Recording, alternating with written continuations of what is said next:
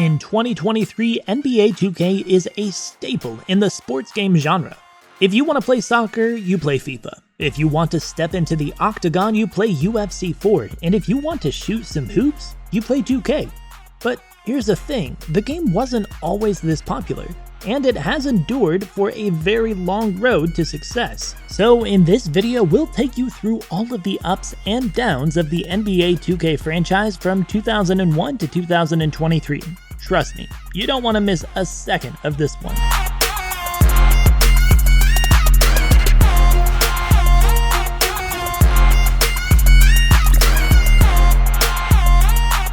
The first NBA 2K game was actually released in 1999, so it's probably older than some of you watching now. This first installment was published with the help of Sega and was only available for the Dreamcast, which is a long gone technology now. NBA 2K followed the journey of Rod West and Bob Steele's career and was a very bare-bones simulator of the basic basketball rules. Still, it wasn't very bad for its time. NBA 2K1 followed in 2000, which is pretty confusing because it was actually the second game in the franchise. But anyway, this game developed 2K's basic premise, putting the player as the manager of a basketball team alongside a basic playing mode. It didn't really receive all that much popularity due to the limited platforms that it was available on. Sega continued to build on the premise of NBA 2K throughout 2001 to 2002 with the release of NBA 2K2.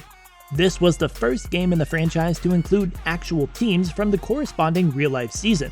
Some players like Larry Bird and Bill Russell even made an appearance in the game. The limited compatibility problem was also addressed in 2002, and Sega released the game on the Dreamcast and PS2, massively increasing the market and potential for the game. 2003 marked the only year where the year's release of NBA 2K wasn't actually called 2K. Instead, Sega chose to call the 2003 release ESPN NBA Basketball. Not quite as catchy in my opinion. Aside from the odd name choice, 2003 marked new territory in terms of character customization. Players could create their very own characters for the first time with a variety of cosmetic and skill-based customization options to choose from. 2004 marked a turn back to the 2K naming system, but something much more significant occurred during this year. NBA 2K5 would be the last time that Sega managed the 2K series. From this point on, 2K Sports would take over for Sega, and boy did they do a good job. For the next 6 years, 2K Sports developed the 2K series in leaps and bounds, and the game's popularity only grew year on year. NBA 2K6 marked the first time that Xbox 360 players could experience what the franchise had to offer. And they were given this privilege at a great point, as 2K6 is highly regarded as one of the best installments of the franchise, thanks to additions like Shaq, commentators like Ken Smith and Craig Sager, as well as quality of life improvements like better graphics. In 2008, players could play online with each other, marking a completely new era for basketball gameplay. 2K Sports also broke into the Chinese market with surprising success. Growth didn't stop in 2009 either. This installment of the franchise was made available to Windows players, and further compatibility was introduced for the PS3. In 2009, something completely insane happened that would change the NBA 2K franchise as we know it for good. Yeah, you probably already know what I'm talking about. Kobe joined the party. Kobe becoming the cover for 2K10 was absolutely huge. It cemented 2K as the top franchise in the market, clearly beating competitors like NBA Live in every way. 2K10 was also just a great game. It felt hyper-realistic thanks to smaller features like halftime commentary and NPC movements. The career mode was also reinvented in 2009 and was given the new name My Player. My Player was so much better than previous editions and actually made you care about the story mode instead of just neglecting it. Over the next 10 years, NBA 2K would only continue to grow and develop into a more refined, more polished, and just ultimately better game. In 2010, GOAT contender Michael Jordan took over as the game's cover, and the game really centered around him with new challenges like the Jordan Challenge.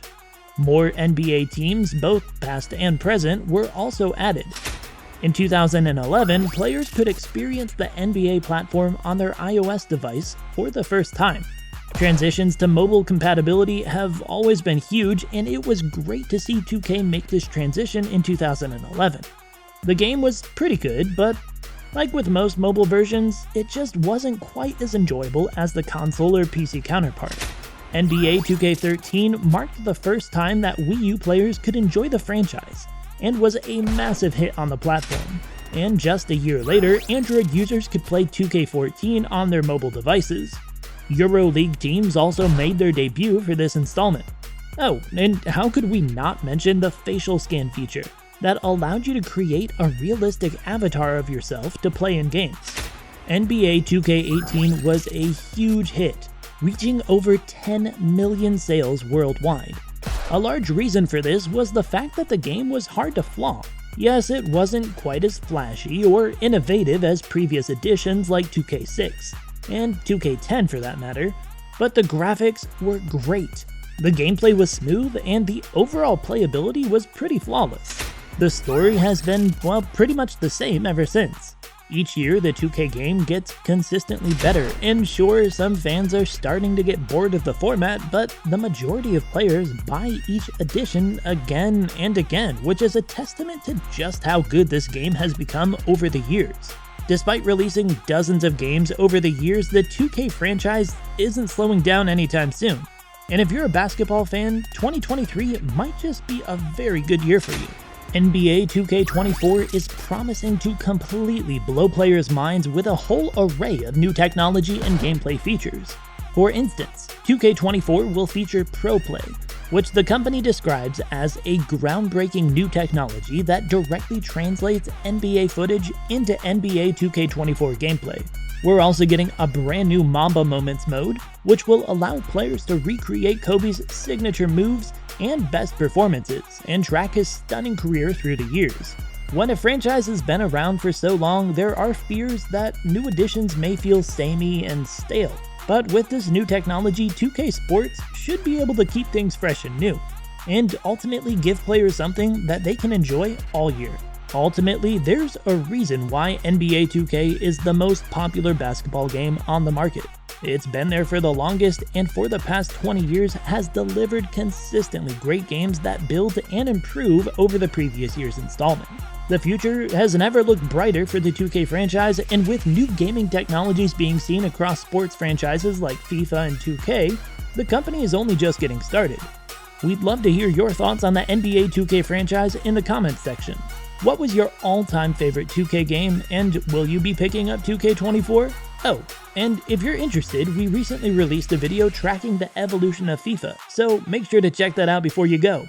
Thanks so much for watching, and we'll see you in the next one.